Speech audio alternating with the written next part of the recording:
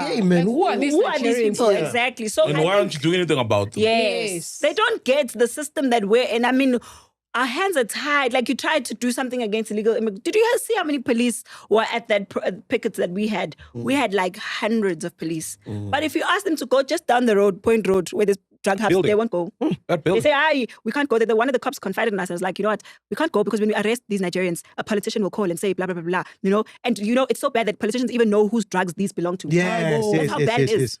You know, people like police will say, no, these drugs belong to so-and-so. They don't belong to so. Oh, of course.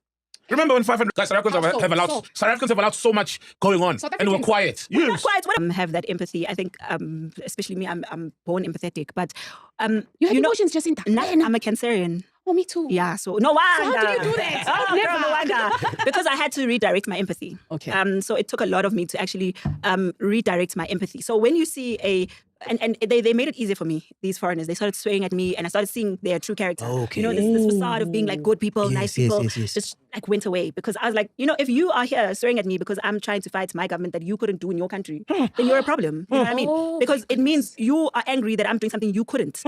And I'm not going to stop now. Because remember, when you see a sad Zimbabwean pregnant woman, how many other poor, sad South African women are suffering because of that person? You know what I mean? Because the time...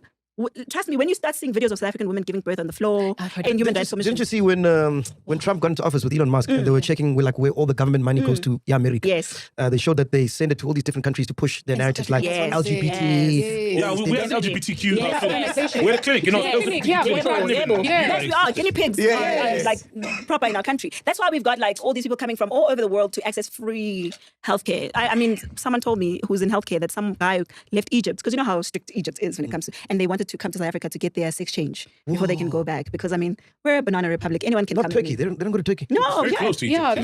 No, but it's free here. Remember, Turkey, you pay. No, man, our government institution makes sex changes. Yes. That's What do you mean? What can we do?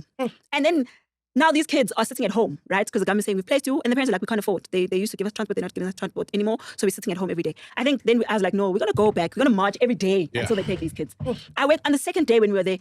My heart like was shattered in pieces. Like these kids, like South African kids, were walking to the beach like in the morning. The foreigners and their parents are going to school. Do you understand? Like they're prioritizing educating foreigners over South African children. That's crazy. Jacinta, That's wild. wait. There was a chat that the South African